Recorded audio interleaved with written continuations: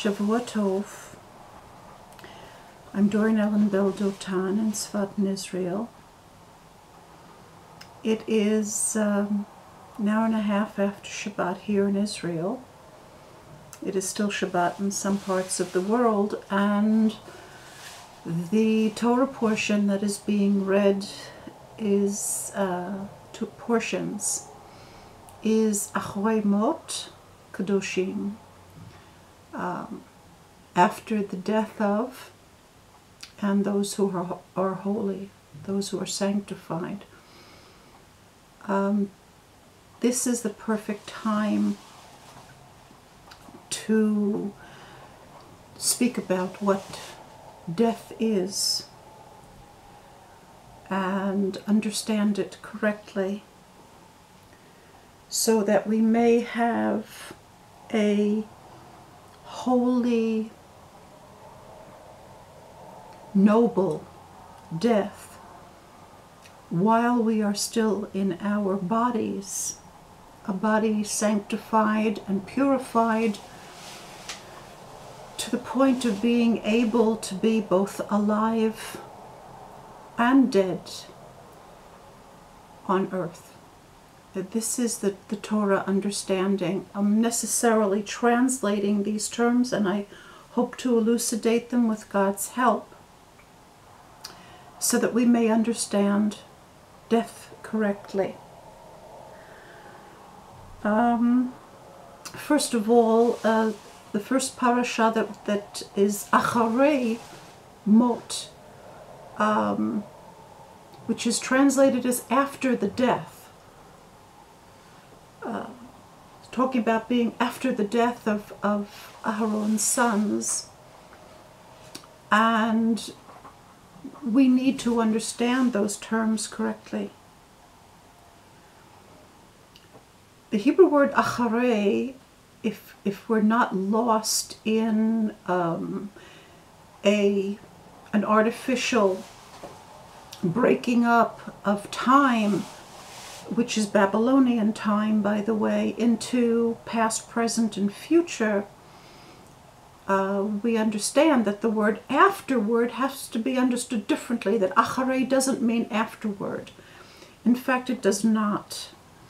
The value of the word אחרי, which is translated as afterward, is 219, which is the word טהרה, which means purification.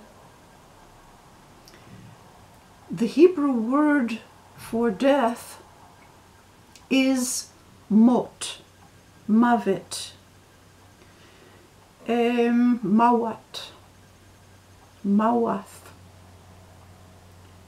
maweth.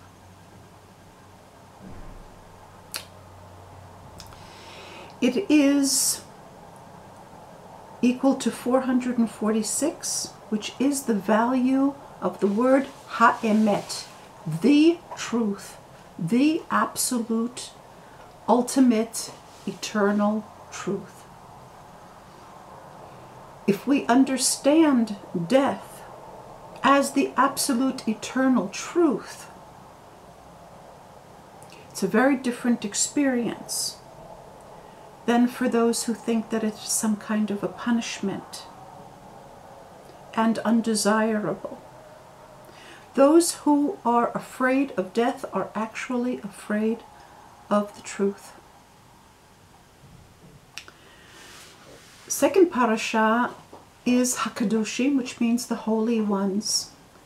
So what it actually says is the purification of the truth, the ultimate truth, makes us holy. That is the correct understanding.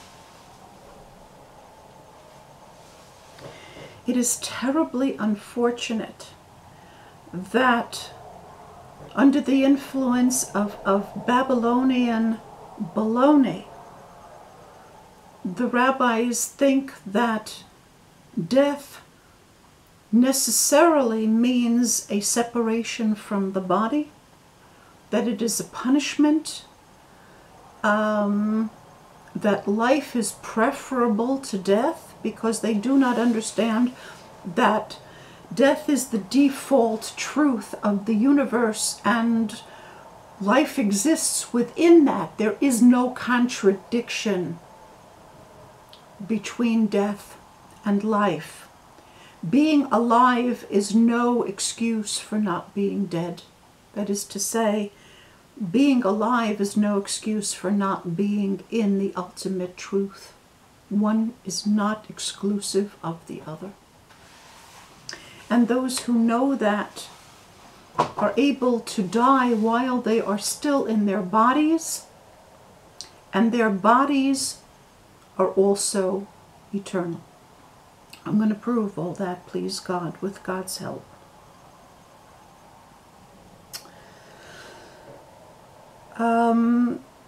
Let's go back to the word tamid. Now let's do something else first. Let's look at the English word death.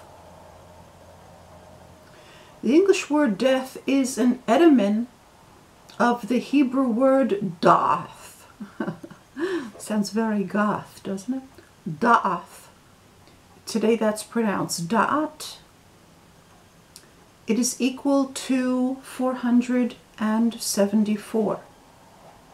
That value is the value of chachamot, which means the wise women. That word chachamot is also bחיי האמת. So the knowledge, death, is the knowledge of the true life, bחיי האמת. It is also equal, 474, is also equal to the expression chaya umeta, or hachai vehamet, the one who lives and the one who is dead, both at the same time. To be in control of that is knowledge. We are meant to die even as we live, that is to say, to enter the eternal truth even as we are in our bodies. The word la'ad, which means forever, is equal to 104. 104 is the same thing as 1103. So la'ad, forever, is also equal to the expression Ba'aretz. I will write this in the comments below, B'ezrat Hashem. And so you'll see this, which means on earth. So Chaim La'ad, living forever, means living on earth. It is not leaving your body and going to heaven. It is living here on earth. We should understand what heaven means. The Hebrew word shamim, equal to 950, is also equal to Sefrim, which means the books of, or Sefer HaAdam, the book of man. When we die correctly and go to heaven, that does not mean that we are leaving our bodies. It means that we are learning the book of man forever. The experience of dying and leaving the body is an aberration. It is not meant to be that way. And that aberration comes from incorrect interpretation of Torah, which was intentionally taught so that there would be death in the world. The same families who highly fund the yeshivot, the houses of learning, in which people are being marinated in this Babylonian swill, teaching them that death is as we understand it now and not as it is written in Torah are the very same people who are in the medical industry, the drug industry. They are in the misery industry. Those who teach, and this is the ultimate problem, reaction, solution situation. They teach that there is death from the Torah, and as a result of incorrect interpretation, people do in fact die, and they get sick, and in a moment I'll explain why people get sick. And then they step in and they have all of this medical stuff. And I'm going to name names. I've named them before, and I will name them now. It's the Dan Gur family. It is the Sassoon or Sasson family. It is the Kadori family.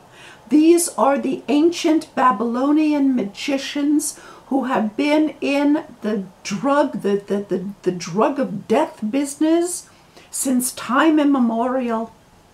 That is what they are all about. Those are the people who are funding the wrong education of Torah so that people will have a wrong idea of death, and people get sick and they die and they leave their bodies in misery, and then they step in and they have all of these medical solutions to the problem that they created.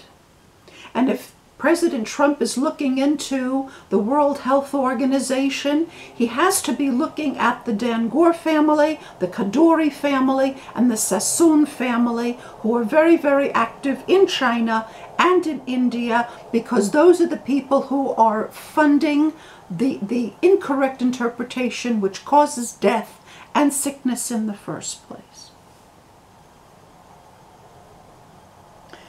The Hebrew word for sickness is holy, and that says it all if you understand what the word chol means in Hebrew.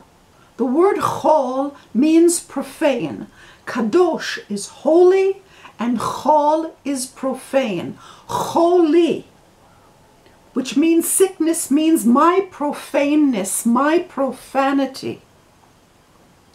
If I sanctify my body, not by doing simulations of God's commandments, but doing the actual commandments, I am sanctifying my body. There is no place for profanity in that, and sickness cannot take root. We are meant to live in healthy bodies on earth eternally. This is true Torah.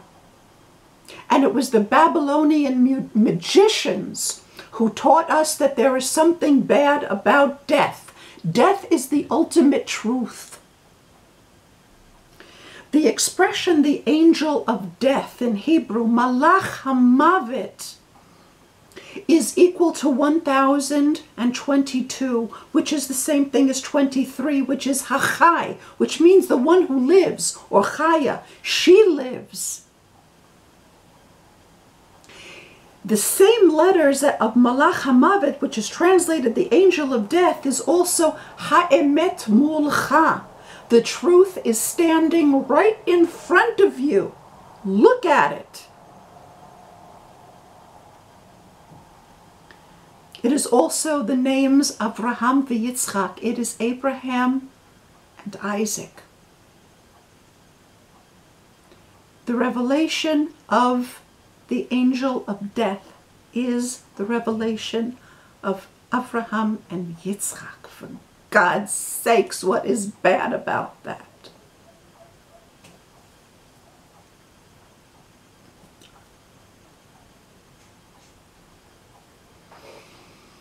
I spoke about the word tamid, which means always,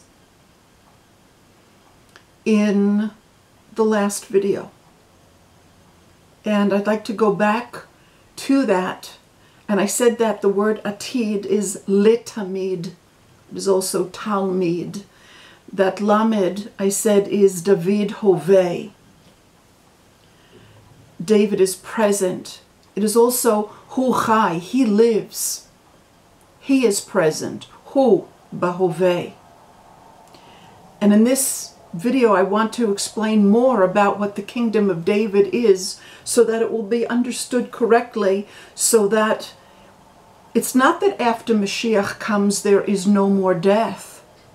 There is always death. Death is the ultimate truth. There's nothing terrible about that. What there isn't is the misunderstanding and the fear and the avoidance of death and the ignoble death.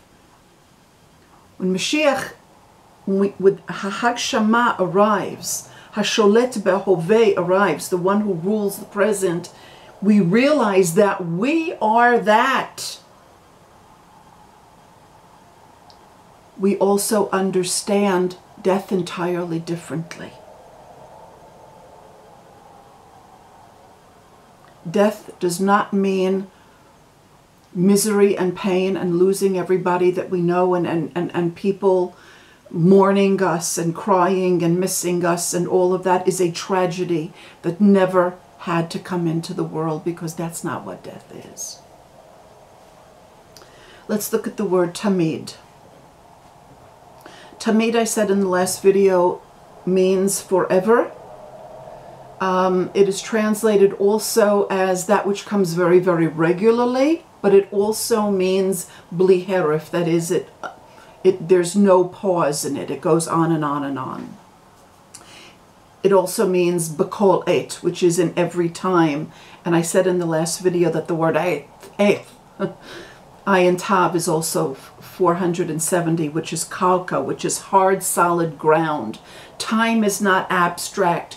Time is hard, solid ground. And when you get to the level of understanding, time is hard, solid ground. The hard, solid ground that you are on is what's called Eretz Yisrael. That is the land of Israel. That is where people live forever. Let's look at the word tamid. First of all, the tav and the mem in tamid, the first two letters, can be turned around to mean tav in a regular mem is also tam, which means perfection. To be tam is to be perfect. It also means to be completely innocent. The value 440, which is understood as death, is being perfectly innocent. It is also the Hebrew word tehillah. The Psalms in Hebrew are called tehillim. One is tehillah, that means praise. It comes from the same basic root as the word hallelujah. Tehillah, do you hear healing in it? Heal, not hell, understand it correctly. Heal. Tehillah is met, is 440, which you think is death.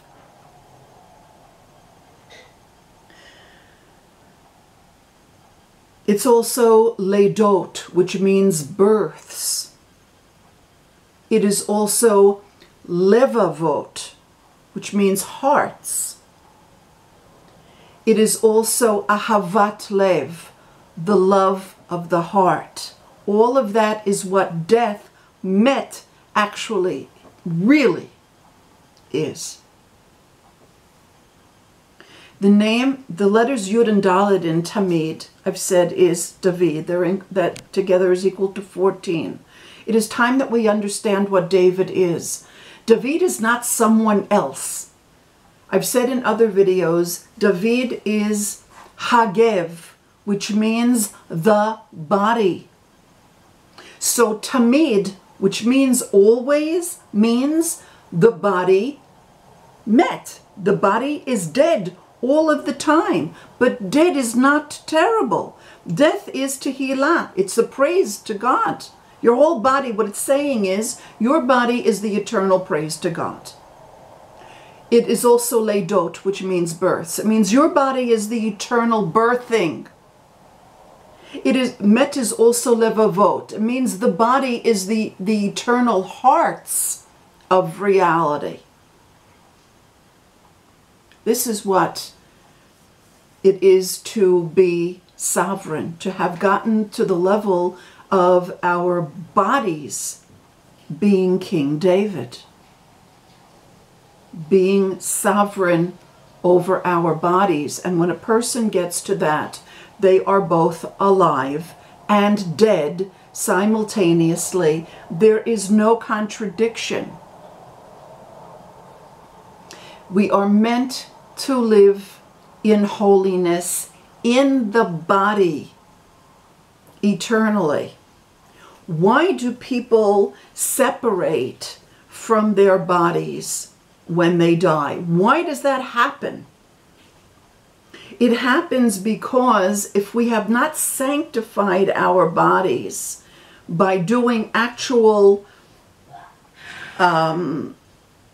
maasim, actions of holiness, and that includes those who think that they're doing God's commandments, but they're not. They're only doing simulations of them, which are not the actual mitzvot.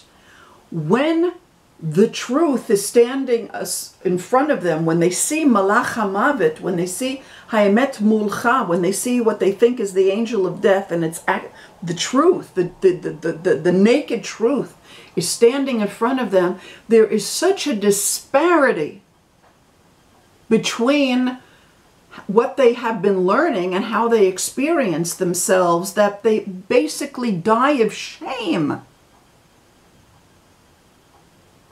If when we see the angel of death, we, instead of seeing a huge disparity of the ultimate truth and who we are, if instead we see a perfected version of ourselves, because we have already done some amount of the work of becoming really real,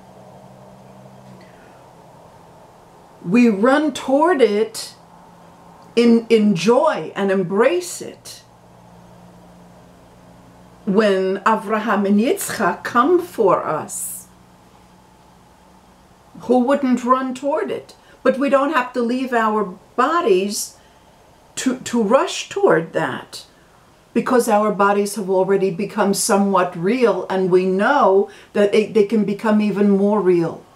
The only reason why people die is because they are fake news. Anybody who's really real does not have to leave their body to die. Being alive, chai, בהוה, and being dead, met, it means that in the present you are birthing. In the present you are the praise of God. God has no attributes at all. Nothing. Nothing. It's not even nothing. It's not even a void. There is nothing that can be talked about. God does not exist. We are God's existence. We do the existing for God. And when we do that correctly, there is no reason to become ill. Again, holy means my profanity. It is only insofar as I'm profane that I can become ill. If I'm kedusha through and through, if I'm holiness through and through, there's no place that illness can take root. For the same reasons that people don't interpret Torah correctly, because they have a negative view of things, they also don't interpret viruses correctly. If instead of understanding a virus as an invader who has come to harm me, I understand the virus as a visitor who has come to give me its biological information and live with me symbiotically, I have a very different reaction to the virus than I do of somebody who goes into a help, I've got to defend myself mode. Therefore, it is the people who interpret Torah incorrectly who have brought death in the version in which we know it into the world.